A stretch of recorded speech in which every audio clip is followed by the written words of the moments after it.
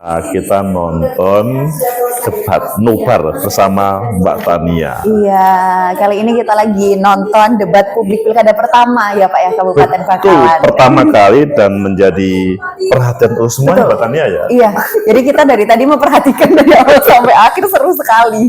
Tugasnya nanti adalah mengomentari bagaimana perdebatannya. Iya. Dan tentunya kita menunggu supaya nanti tetap aman dan kondusif ya Pak ya. Harapannya itu. Jadi ikuti ya, coba kita ikuti ulasan kita nanti. Pemirsa, kembali dalam dialog debat publik pilkada pertama Kabupaten Bangkalan. Tadi bersama sudah kita saksikan untuk debat publik pilkada pertama yang diikuti oleh dua paslon selama 120 menit. Bukan hanya pemirsa yang ada di rumah, tapi saya juga Pak Agus yang ada di samping saya. Dari tadi kita lihat ya Pak ya, Nonton bareng ya, nobar ya, bukan hanya foto tapi debat juga akhirnya kita nobarkan. Nah Pak, kalau dari segi Pak Agus sendiri melihat tadi kedua paslon ya, baik dari Cagup maupun Cawagupnya memiliki opininya masing-masing terkait dengan tema debat kita, baik dari pendidikan, ekonomi maupun infrastruktur, mereka punya jawaban tersendiri, kemudian komentar tersendiri untuk masing-masing permasalahan. Menurut Pak Agus nih, hasil dari debat tadi seperti apa Pak?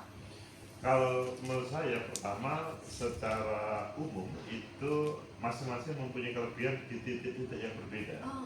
Jadi tidak bisa disamakan pada titik mananya. Jadi kita mulai misalkan pertama, ketika mereka berbicara tentang seandainya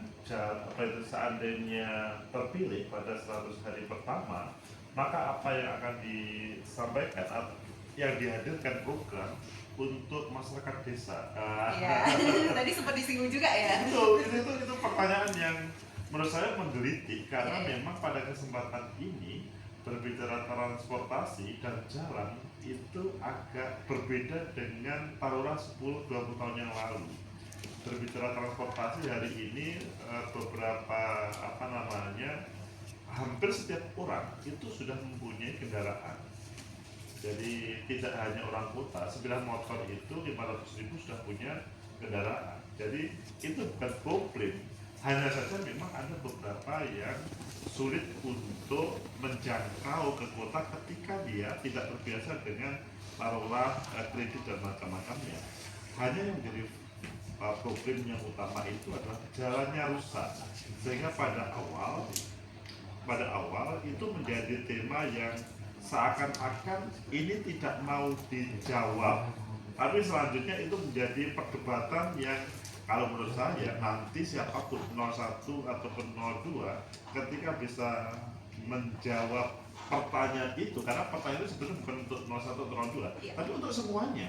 Seandainya 100 hari bisa menjawab terkait dengan mampu menghadirkan jalan yang rusak-rusak yang katanya 127 miliar setiap tahun dihadirkan itu, maka itu sesuatu, dan menurut saya itu menjadi sebuah branding untuk periode kedua, karena dalam teori petahana itu adalah semenjak terpilih dilantik dia adalah sudah kampanye untuk periode selanjutnya. Jadi itu adalah sebuah modal yang sangat bagus, meskipun sekali lagi pada pasangan 1 dan 2 tadi pada titik mana kita melihat, ini terlihat ini yang betul-betul menguasai, ini yang tidak. Tetapi di permasalahan yang selanjutnya misalkan terkait dengan pariwisata misalkan.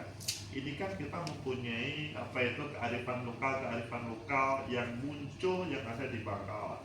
Selanjutnya harus diapakan terkait dengan kearifan lokal yang sementara ini dalam bahasanya pasangan ini adalah yang ditampilkan itu olahraga prestasi yang pencak silat atau yang lokal itu tidak. Nah, itu juga kemudian diolah begitu. Nah, di situ saya melihatnya memang ada masing-masing mempunyai kelebihan dan kekurangannya masing-masing. Betul setuju ya Pak, karena tadi cukup sengit juga di beberapa comeback dari paslon 1 pasangan Lukman Hakim dan Fauzan Jafar, dan juga pasangan nomor urut 2 Matur Husairi dan juga Jayu Salam. Nah, salah satu yang jadi sempat naik tadi nadanya tentang investasi, Pak. Betul.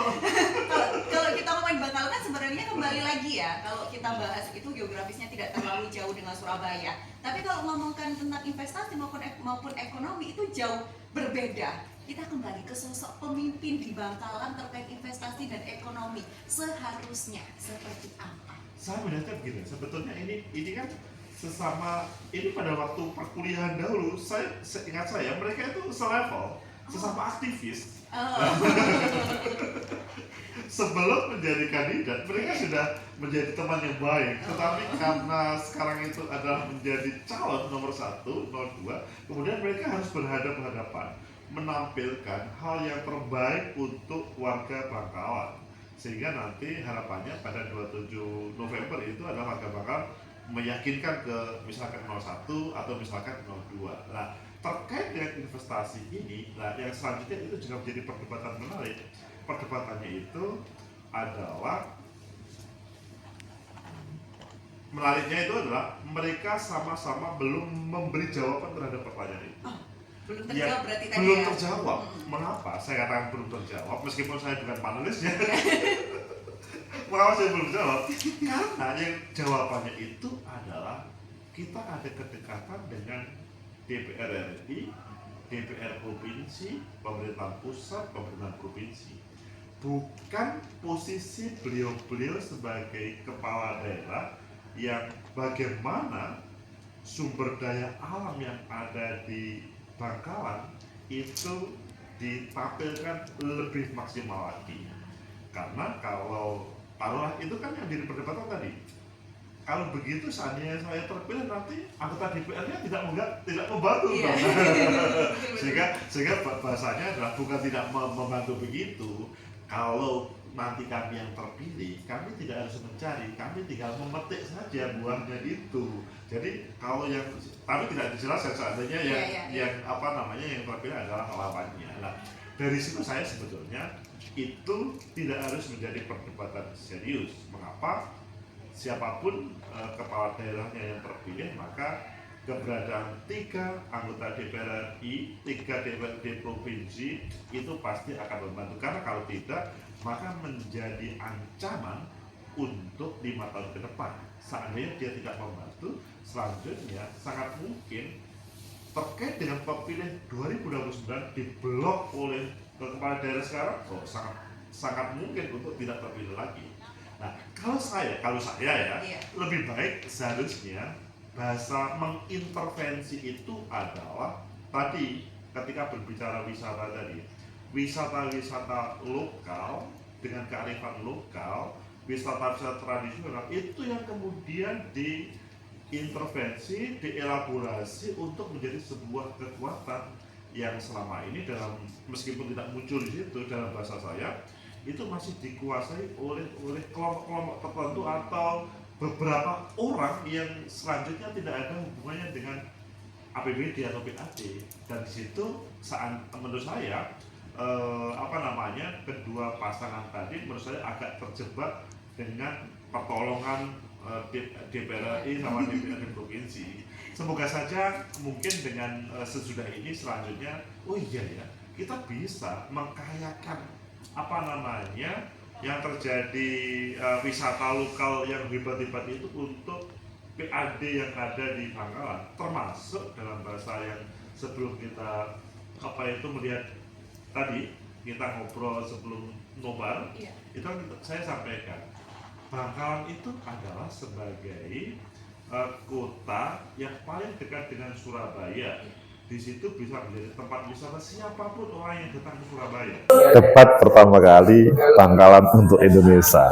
Saya diberi kesempatan kepada Mbak Tania CTV untuk mengomentari bagaimana sebelum debat suasana Bangkalan, suasana pendidikan, sumber daya alam, sumber daya manusia, dan lain-lainnya.